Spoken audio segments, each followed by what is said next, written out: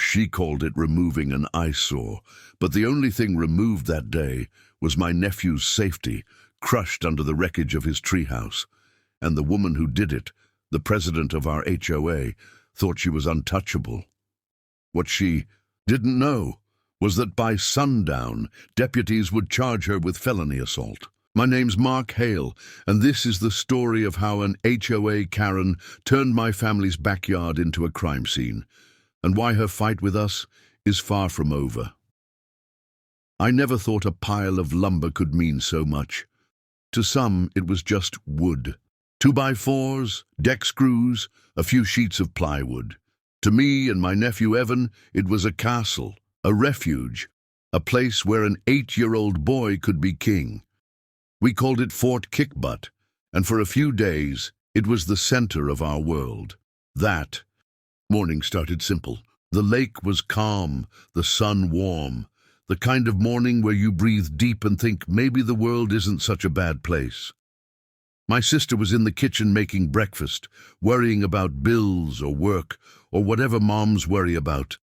Evan's dad was out of state, like he always was, and that left me, Uncle Mark, to play foreman, carpenter, and best friend all rolled into one.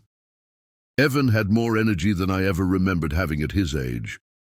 He bounced around with a hammer too big for his hands, determined to learn everything. I taught him to measure twice, cut once, even though his tape measure always snapped back too fast and nearly took his fingers with it. He'd laugh, shake it off, and try again. That laugh, it was the sound of summer. We had our rhythm. He'd grab a board, I'd mark it, and we'd saw. He'd start a screw, tongue sticking out with concentration, and I'd finish it with the drill. The smell of cut pine filled the air. Sawdust clung to our clothes, and slowly, board by board, Fort Kickbutt rose up on 4 sturdy posts between 2 oaks that had been standing longer than the HOA itself. Evan declared himself king, of course. From the half-built platform he shouted laws down at me like a pint-sized tyrant. No bedtimes, ice cream before dinner, video games are mandatory. I nodded, pretending to be outraged, while secretly enjoying every second. For a boy without his dad around, this wasn't just play. It was building something solid, something that lasted, but not everyone saw it that way. Karen Dunn, president of the Homeowners Association, the woman who thought every blade of grass should salute when she walked by. To her, our fort wasn't a castle, wasn't a childhood dream. It was an unauthorized structure, an eyesore, a violation of 17 different covenants. As she so proudly put it, she'd left notes before, angry little letters tucked under our welcome mat, perfect cursive slanted with rage. I read them, folded them neat, and used them to start the grill. To me, they were harmless, almost funny. I figured she'd eventually run out of paper or patience. That Saturday, she escalated. I heard the crunch of her heels before I saw her. She marched across the manicured sidewalk like a general heading to war. Power suit, on a weekend, in the summer heat. She looked ridiculous, standing there with her hands on her hips, facing off against a half-built fort and a sweaty 8-year-old. With a toy hammer.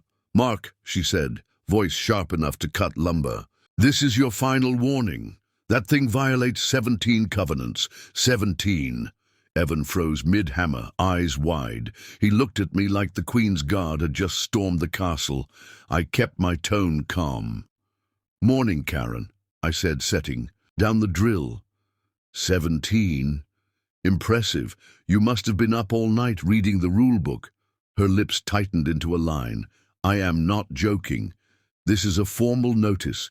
You have 24 hours to dismantle it, or the association will take action." I picked up a 2x4, checked it for straightness, like she wasn't even there. "And what action would that be, Karen? Another letter? A $50 fine?" Her finger shot out toward the fort. The nail polish was blood red, like she'd chosen it just to match her temper. "You'll see. This neighborhood has standards. Your project is an eyesore. It lowers property values." I thought of the years I'd spent overseas, the places I'd seen, the things I'd done. real problems, real danger. And here was this woman, wound tight as a spring, declaring war on a child's fort like it was a threat to national security. My best friend Dave, God rest him, would have laughed his head off. He used to tell me, "Hale, some people just need a hobby." Karen's hobby was power, and she was about to find out she couldn't swing it as easily as she thought. "It's a fort for my nephew Karen," I said flatly. "It's not hurting anyone, leave it be." She made a sound, half huff, half growl, and spun on her heel, marched back toward her perfect lawn, her perfect hedges, her perfect little kingdom of control. Evan climbed out of the fort, hammer hanging at his side. "Is she gonna break it, Uncle Mark?" he asked, his voice small. I ruffled his hair. "No, buddy, she's just full of hot air. Now grab that board, we've got a roof to put on." He smiled, reassured, and jumped back into his role as king. For another hour, the world felt safe again. The fort grew taller, stronger, rafters in place, the crooked window waiting for glass, laughter echoing through the yard. But looking back, I should have known better. Karen Dunn wasn't finished, not by a long shot, and the next time she showed up, she wouldn't come with words or warnings. She'd come with a weapon. Because in her eyes, it wasn't a treehouse. It wasn't a childhood dream. It was a violation, a threat, something to be cut down, and the only thing standing between her and my nephew's castle was me. I thought the fight with Karen Dunn would be over with words and warnings. But the next time I heard her voice, it wasn't words that cut through the air. It was the scream of a power saw and my nephew's cry of terror. Have you ever heard a sound that freezes your blood before your mind even understands why? For me, it wasn't a gunshot or an explosion. I've heard plenty of those overseas. No, for me, it was the high-pitched whine of a power saw, and the scream of my nephew that followed. The day had started so good. After Karen stormed off with her threats, we shook it off. Evan was back inside the fort, shouting orders from his crooked window like a king in his castle. "Uncle Mark, all. Neighbors must eat candy before dinner," he decreed, grinning ear to ear. I pretended to groan and salute. He was back in his world of imagination, where the biggest enemy was bedtime. I was measuring a crossbeam, pencil behind my ear, sweat dripping down my back. My mind was calm, steady, locked in on building. That's when I heard it. It started, faint, almost hidden in the buzz of summer. A thin, sharp whine, metallic and hungry. My gut clenched. That wasn't a sound that belonged in our yard. I looked around, scanning, and then I saw her, Karen Dunn. She was back. No clipboard, no letter. Just a reciprocating saw gripped tight in her manicured hands, the blade already biting into one of the main support posts of our fort. The teeth blurred silver as it chewed wood. For a second I froze. My brain refused to believe what my eyes were telling me. Then instinct roared to life. "Karen! Stop!" I shouted, dropping the tape measure, sprinting across the grass. "Evans!" Inside, "Stop!" But she didn't even look at me. Her face was locked in a grim mask, eyes narrowed, jaw tight. It was like she couldn't hear me, or maybe she just didn't care. Her focus was on destruction. The saw screamed louder, rattling in her grip. Splinters sprayed from the beam. Then came a sound that still haunts me. The crack of wood splitting. Under pressure, the sick groan of a structure losing its balance. And then Evan's scream, not a pretend scream, not a play battle cry from a boy in his castle. This was sharp, terrified, cut straight into my chest. The treehouse twisted, boards snapped like bones, the floor gave way. And in a heartbeat, Fort Kickbutt wasn't a castle anymore. It was rubble. The world went silent for a fraction of a second, like even the birds held their breath. Then chaos rushed in, the crash of wood hitting dirt, the clatter of tools scattering, my own voice shouting Evan's name. I tore into the wreckage, my hands raw and desperate. Boards flew as I ripped them aside. Sawdust burned my eyes. My heart pounded like artillery fire. "Evan, Evan!" And then I heard him, crying, whimpering, scared. Relief and terror hit me at the same time. I found him pinned beneath a heavy beam, his little body curled, his leg twisted at an angle that was all wrong. His shirt was torn, dust streaked across his face, tears cutting lines through it. "Uncle Mark," he sobbed. "I'm here, buddy. I've got you. Hold on." My voice shook, but I forced calm into it. Training kicked in. First aid, battlefield basics. Check breathing, keep him still, don't let panic spread. But this wasn't a battlefield. This was worse, because this was family. Neighbors poured out of their houses. Paul from next door was already dialing 911, shouting into the phone. Across the street, Mrs. Gwynn stood frozen on her porch, her hand clamped over her mouth, eyes wide with horror. And Karen, she just stood there. The saw dangled loose in her hand now, still humming with a fading buzz, sawdust drifting around her, like a dirty halo. Her face wasn't shocked with guilt, it wasn't even horrified. It was something in between, disbelief and a sick satisfaction, as if she couldn't quite believe she'd gone that far. But some twisted part of her was glad she had. I wanted to scream at her. I wanted to rip that saw from her hands. Every instinct in me screamed to neutralize the threat. But my heart screamed louder. Evan needed me. "Stay still, buddy. Help's coming," I told him, bracing the beam, keeping his head steady. My hands shook, but my voice stayed steady. That's what mattered. The sirens came fast, louder, closer, echoing through the cul-de-sac.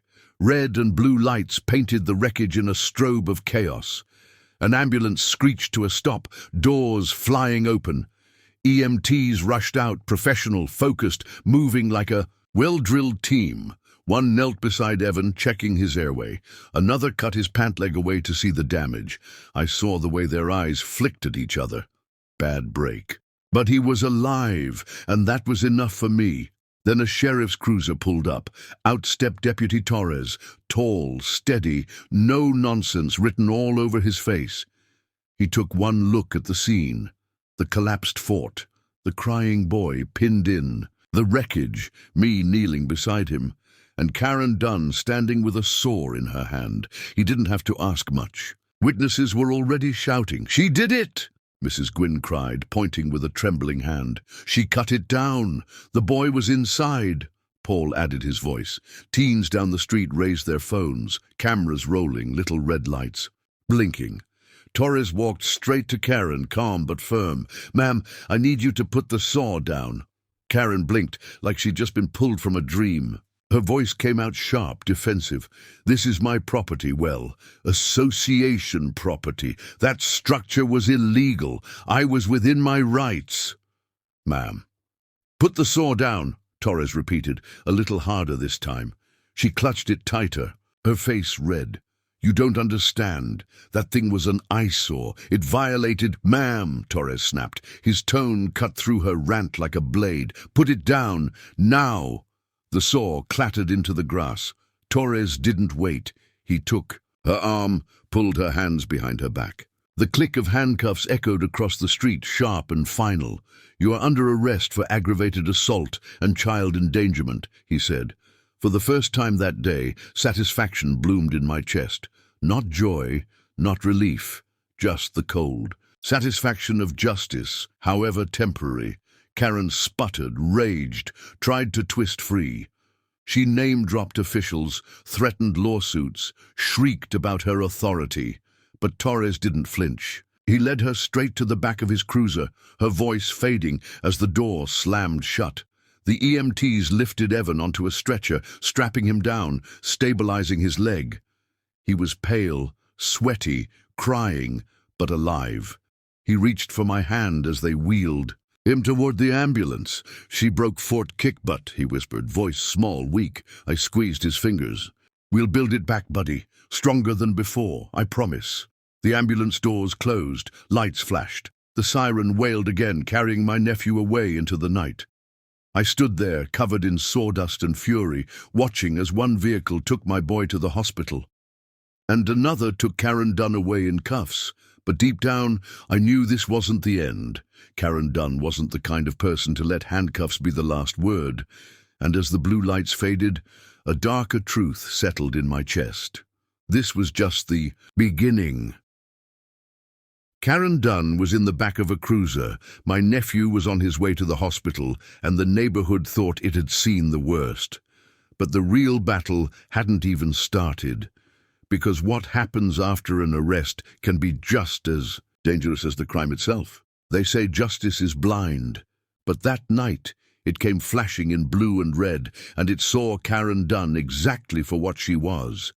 The collapsed treehouse sat like a crime scene, boards scattered across the lawn, nails twisted, Evan's toys buried in the wreckage. Neighbors crowded the sidewalks, murmuring, gasping, some with phones raised high, recording every second. And right there in the middle of it all stood Karen, hands stiff, chest heaving, saw still dangling from her grip like the weapon it was. Then the cruiser door slammed, and Deputy Torres stepped into the chaos. He wasn't the kind of man who needed to shout. Authority clung to him like a second skin. One look, and you knew he wasn't here to play referee at an HOA squabble. He was here because a child was hurt, and a woman had crossed a line that can't be uncrossed. "Ma'am," he called out, steady, calm, every syllable cutting through the noise. "Put the saw down." The neighborhood went quiet. Even the cicadas seemed to hush. Karen's jaw tightened. She raised her chin like she was standing in court instead of ankle-deep in splinters. "This is association property," she snapped. "That structure was illegal. I was within my rights." Her words sounded hollow, even to her, but she doubled down, voice rising. "I enforce the covenants here. That thing," she pointed a shaking finger at the pile of broken boards, "was an eyesore, a hazard. I had every right." Torres didn't blink, he didn't argue. He just repeated, slower this time, "Ma'am, put the saw down." Something in his tone, iron wrapped in calm, made the crowd shift. Paul muttered, "You tell her, Deputy." Mrs. Gwynn sobbed into her hands. A teenager's phone caught every second in shaky detail. Karen's bravado faltered. Her grip loosened. With a clatter, the saw hit the grass. Torres moved quick, smooth. He took her wrist, spun her around, and snapped cuffs on her before she could find her words again. The sound of metal locking was sharp, satisfying, final. "You are under arrest for aggravated assault and child endangerment," Torres said, his voice carrying across every porch, every driveway, every recording phone. Gasps rippled through the neighbors. Some whispered, "Finally." Others just stared. Karen tried to twist free, shouting now, screeching, her face red with fury. "You can't do this. I know the mayor. You'll regret this." Her voice cracked with panic, but Torres was unmoved. He opened the cruiser door, guided her down, and shut her inside. Her words died against the glass. For the first time all day, I felt a sliver of justice slide into place. Not enough to heal Evan, not enough to erase the scream that still echoed in my head, but enough to keep me standing. The EMTs were loading Evan into the ambulance. His small hand clutched mine, trembling. His face was pale, lips quivering with pain. "She broke Fort Kickbutt," he whispered again, voice so faint it broke me in half. I squeezed his hand, forcing strength into my words. "We'll rebuild it, buddy, stronger, better. She can't take that from us." He nodded weakly, eyes closing as the medics worked. And then the doors shut, the siren wailed, and my nephew disappeared down the street toward the hospital. The ambulance gone, the cruiser still flashing. The street fell into a tense silence. Neighbors stared at me, some sympathetic, some scared, all of them shaken. That's when Torres walked back over, notebook in hand. He asked questions, efficient and direct. I gave him every detail I had. How Karen had warned us earlier, how she marched back with a saw, how I screamed at her to stop, but she didn't listen. Witnesses lined up behind me, one after another, their voices adding to the story. Paul said, "I saw her cut clean through that post." Mrs. Gwynn stammered, "The boy was inside. I told the deputy myself." Teenagers showed Torres their phones, shaky videos of Karen soaring, of me shouting, of Evan's cry. It was all there, evidence, testimony, proof. And yet, as I spoke, a bitter thought gnawed at me. I've been around long enough to know the truth. Arrests don't always mean justice. Paperwork can vanish. Lawyers can twist stories. People with power, or people who think they have it, don't go down easy. Torres closed his notebook, gave me a look steady as stone. We've got her on multiple charges. This isn't going away anytime soon. I nodded, but inside, I wasn't so sure. Karen Dunn wasn't the type to fold under pressure. No, she was the type to double down, to claw, to scream her innocence even when the whole street saw her guilt. And with her connections, her money, her relentless obsession with control, I knew this wasn't the last time I'd see her face. Still, that night, for a brief moment, the scales felt balanced. A boy was safe in the hands of doctors. A woman drunk on power was locked in the back of a squad car. And our neighborhood had witnessed the line between petty rules and real law. As Torres drove off, Karen's silhouette twisted in the back seat, still shouting, still thrashing, but now muffled by steel and glass. The cruiser turned the corner, lights fading. The street exhaled. Neighbors drifted back to their homes, whispering, replaying the scene, already planning how they'd retell it tomorrow at church, at the store, at the HOA meeting itself. I stood alone in the wreckage of Fort. Kick butt! Sawdust on my shirt, splinters in my hands, my nephew's cry still echoing in my chest, and for the first time since Karen picked up that saw, I let myself feel it. The fury, the helplessness, the weight of knowing a child's world had been shattered because one woman couldn't stand to lose control. But I also knew something else. Karen Dunn wasn't finished. Handcuffs weren't the end, and if I wanted to protect Evan, protect my sister, protect the little piece of home we'd built, I'd have to be ready. Ready for the next move, because this wasn't over. Not by a long shot. Karen Dunn was in handcuffs, but the real fight hadn't even begun. Because when she made bail, she didn't come back humbled. She came back angrier, louder, and determined to twist the story in her favor. And what happened next would turn one neighborhood squabble into a battle the entire country would watch. They say a courtroom decides guilt. But these days, the real verdict is handed down long before the gavel falls. It happens in living rooms, on front porches, and in the endless scroll of social media. That's where Karen Dunn was about to face her second trial. And in some ways, the one she feared most. The morning after the collapse, our neighborhood didn't feel like home. It felt like a stage. Curtains twitched, phones hovered, and whispers floated like smoke. The lawn where Fort Kickbutt once stood was now a scar. Broken boards piled up like evidence, yellow tape tied around the oaks, sawdust still clinging to the grass. I sat on the porch, coffee cooling in my hands, staring at the wreckage. Evan was in the hospital, his leg broken, pinned in place with rods and bandages. My sister hadn't slept. And me? I was just trying to hold it together, even though every muscle in me wanted to march to Karen's perfect little house and demand answers. Instead, I waited, because sometimes silence is louder than shouting. It didn't take long. The first news van pulled up around noon, then another. Reporters with slick hair and polished smiles rehearsed their lines while camera operators adjusted lenses. They wanted the story. HOA president cuts down child's treehouse, boy injured, and they wanted me to tell it. I didn't, not yet. My priority was Evan. But the neighbors, they talked. Some told the truth, voices shaky as they described the saw, the crash, the boy's scream. Others whispered excuses, defending Karen even as she sat in jail. She meant well, one said. She was just enforcing the rules, muttered another. She didn't mean to hurt the kid, but excuses don't erase broken bones. By the second day, the videos had hit the internet. Clips from cell phones, shaky, grainy, but clear enough To see Karen's saw chewing through the post, clear enough to hear my shout, clear enough to capture Evan's cry. The hashtags lit up like wildfire. HOA Karen. Justice for Evan.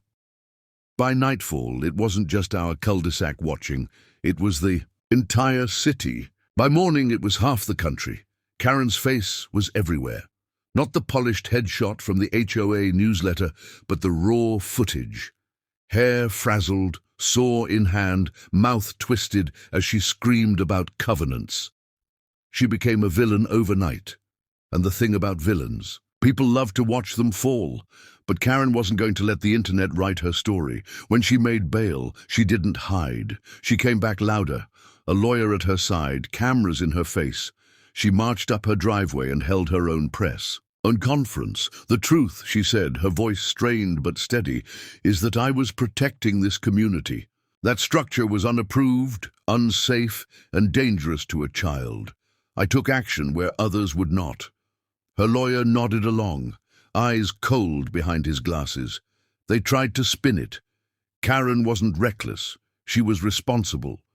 Not a criminal, but a concerned citizen. Not an aggressor, but a protector. It might have worked once, in a world without cameras, but now? The footage didn't lie. People saw the saw, they saw the collapse, they heard the scream, and no amount of legal polish could scrub that away. They see. Divide in the neighborhood grew sharper. Some neighbors avoided me, too afraid of being dragged into the storm.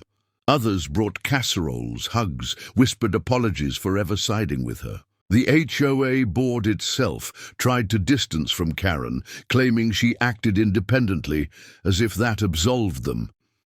But I knew the truth. They had enabled her for years. Her rain of notes, fines and threats had gone unchecked because no one wanted to fight her. Until now, at night I sat at my kitchen table with the blinds drawn. My sister at the hospital with Evan, me staring at the pile of notes Karen had left over the months, each one a little more hostile, a little more demanding. I laid them out like evidence, one by one, forming a trail that led straight to her. Obsession. My military training told me what this was.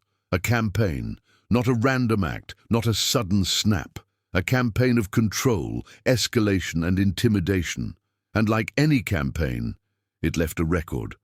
I knew if Karen could twist this into her story, she'd wriggle free.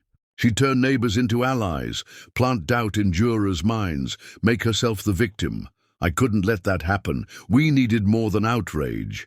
We needed undeniable proof. That's when I made a decision. My house would become a command center. Every photo, every video, every witness statement, it all needed to be gathered, catalogued, locked down. Because Karen wasn't just fighting me anymore. She was fighting my family, my community, and the truth itself. I spread the notes across the table, clicked record on my phone, and started speaking. I told the story straight, piece by piece. No yelling, no theatrics, just the facts. What happened, when it happened, how it happened. Because the world was already watching, and the last thing I was going to do was let Karen Dunn rewrite history. And as I looked into that lens, I realized something. This wasn't just my fight anymore. It wasn't just Evan's broken leg, or a treehouse cut down, or a Karen who thought the rules made her queen. This was bigger, because people everywhere knew someone like her. Every town has a Karen Dunn. Every neighborhood has someone who mistakes power for purpose, and now they had a face to attach to the name. Karen Dunn thought she was untouchable. But in the court of public opinion, her sentence had already begun. But Karen wasn't done swinging. The arrest hadn't humbled her, it had ignited her. And when I turned my home into a command center, gathering proof of what she'd done, I had no idea just how far she'd go to fight back. Because the war with Karen Dunn was only just beginning. The day after the arrest, my house didn't feel like a home. It felt like a command post. I cleared the dining table, laid out a cheap legal pad, and set my phone on a tripod aimed square at a spread of paper that looked harmless until you read the ink. Karen's notes. All of them. The slanted, cursive, the passive-aggressive, as a friendly reminder, the threats dressed up as community standards. I lined them in order from the first polite tap on the shoulder to the last letter that read like a clenched fist. You could see the escalation in the handwriting alone. Tighter, sharper, meaner. I clicked record. Not for the internet. Not for the neighbors. For evidence. My name is Mark Hale, I said, keeping my voice calm and steady.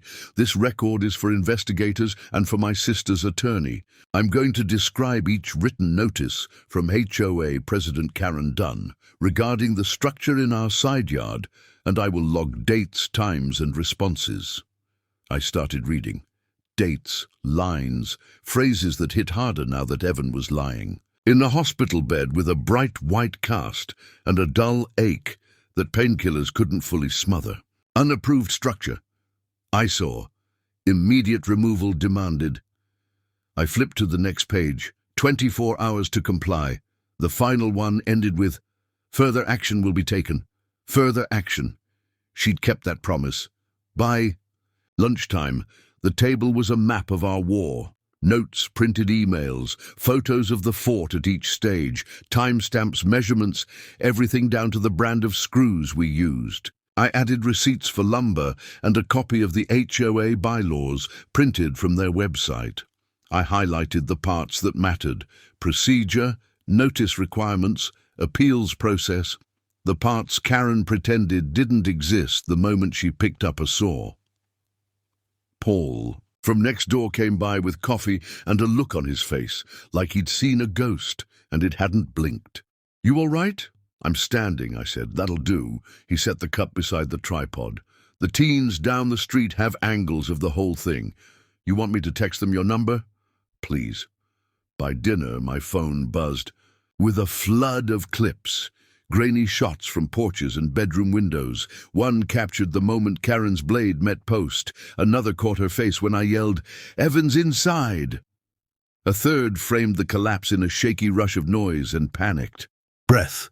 I downloaded them all, labeled them, backed them up twice. Cloud and external drive. You learn a few things in the service. Redundancy isn't luxury, it's survival. I drove to the hospital with my sister's favorite hoodie and a bag of Evan's. Things. The pediatric ward smelled like sanitizer and cartoons. My sister looked up from the bedside, eyes puffy, voice small. He finally fell asleep. I stroked Evan's hair, careful not to jostle the cast, then stepped into the hallway with her. "I'm building the record. We're going to do this right." Her mouth trembled. I keep replaying it. I was folding laundry and then sirens. And all I could think was, if you hadn't been there. I pulled her into a hug and stayed there until her breathing evened out. "He's okay. We fix what we can fix." When I got home, night had settled on the lake like a heavy blanket. Across the street, someone had left a stuffed dragon on our porch with a note that said, "For Fort Kickbutt's new guardian." People surprised me like that. The world could be cruel, and then it could be kind in the space of a breath. I put the dragon on the table next to the notes, like a mascot, then opened my laptop and typed out a list. Witnesses, evidence, contacts. I added Deputy Torres and the case number an attorney my sister's co-worker swore by, and a friend from my unit who now worked in private security. I added a line item called HOA, board minutes, because if Karen believed she had authority, I wanted to know who handed her the crown. The next morning, I walked into the HOA office, a squat beige building with a flag out front and a lobby that tried too hard to look official. A young receptionist looked up, startled. I smiled like a man buying a fishing license. "Public records request," I said, setting a printed form on the counter. "All minutes and enforcement actions referenced in the last 6 months. Emails from the president." "To enforcement, anything mentioning my address." Her blink was slow. "I need to check with Ms. Dunn." Her blink was slow. "I need to check with Ms. Dunn." "Ms. Dunn is currently facing felony charges," I said, still smiling. "You can check with the board's counsel." This is a lawful request. I'll wait." She disappeared into a back office. I texted my sister a heart and a dragon emoji. When the receptionist returned, she had a stack of papers and it looked like she'd just wrestled a copier. The night before court I couldn't sleep. The house was quiet too. Quiet. Evan was home from the hospital now, propped up in bed with his cast and his stuffed dragon, still sore but stronger. My sister hovered in his doorway like a sentry, every creak in the floorboards making her flinch. And me? I sat at the dining table, surrounded by paper, hard drives, and coffee gone cold. Karen Dunn had turned a kid's treehouse into rubble. She'd turned a quiet neighborhood into a circus. And tomorrow she'd stand in front of a judge and claim she was the hero of this story, not on my watch. The courthouse smelled of old wood and older lies. Polished floors, heavy doors, the weight of history pressing down on everyone who walked through. The benches filled fast, neighbors, reporters, curious onlookers who'd read the headlines and wanted to see the infamous HOA Karen in person. Karen entered in a tailored suit, hair ironed flat, lips tight. Her lawyer walked beside, a smug, carrying a stack of folders like he was marching into battle. She didn't look at me. She didn't look at Evan, sitting beside my sister in the front row, with his cast stretched across 2 chairs. She looked straight ahead, chin high, like the rules of gravity didn't apply to her. The judge entered. The bailiff called order, and just like that, it began. Karen's lawyer went first. He painted her as a misunderstood leader, a woman burdened with responsibility. He waved the HOA bylaws in the air like holy scripture. She acted in the best interest of her community, he declared. She saw a dangerous, unapproved structure and took steps to remove it. Tragic as the accident was, this was not a crime. This was a mistake born of responsibility. He gestured toward Karen. She folded her hands, eyes downcast, playing the role of martyr. It was a performance, and for a moment I worried the jury might buy it. Then it was our turn. The prosecutor called me to the stand. My palms sweated as I swore the oath, but my voice was steady. I told them what happened. How Karen had warned us, how I shouted Evan's name, how she soared through the beam anyway. I described the crack of the wood, the scream of my nephew. The moment the fort collapsed, then came the videos. One by one, screens lit up with shaky phone footage. Karen's saw biting into the wood, my voice shouting, "He's inside!" The treehouse collapsing in real time, Evan's cry slicing through, the courtroom speakers. The room went dead silent. Karen's lawyer tried to object, but it was too late. The evidence wasn't just seen, it was felt. Next came the notes, dozens of them projected large for the jury to see, each one angrier than the last. The prosecutor pointed to the final one. "Further action will be taken." The jury stared. At the words, they didn't need translation. And then came Mrs. Gwynn, frail, trembling but clear. She told them she saw Karen with the saw. She told them she heard me shout. She told them she watched it all, powerless, as Evan was buried under splintered wood. Her voice cracked. A juror wiped a tear. Karen's lawyer tried to spin it back. He grilled me. "Did you build that fort to code? Did you submit a request to the board? Did you know it violated the rules?" "Yes," I answered calmly. "It violated their rules, but rules don't justify a woman sawing through a child's treehouse while he was still inside. Rules don't override safety, or decency, or common sense."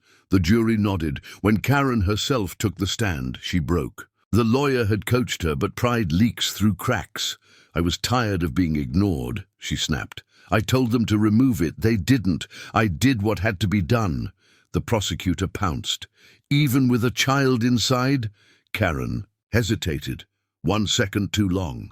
Then, "I didn't believe he was really in there." The video replayed behind her.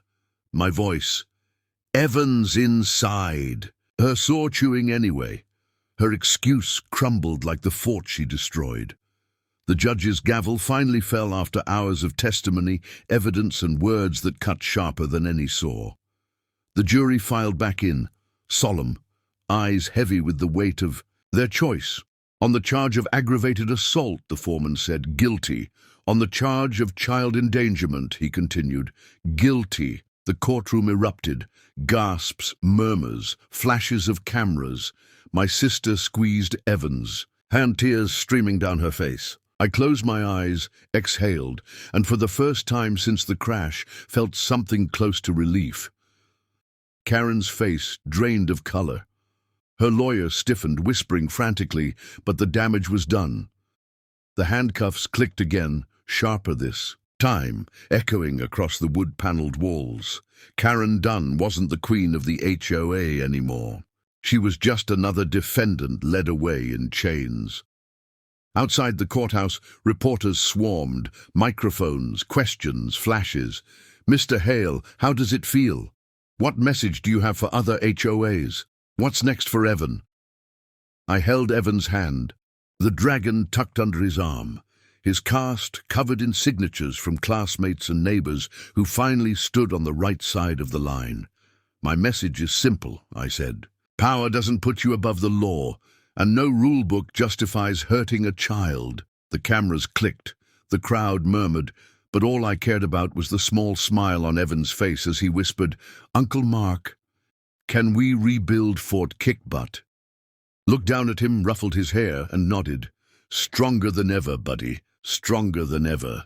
This wasn't just about a treehouse. It was about standing up when power gets abused. If you've ever been in that fight, drop a in the comments to show you're building stronger too. And if you're new here, join us. Subscribe now because we're telling the stories HOAs don't want you to hear.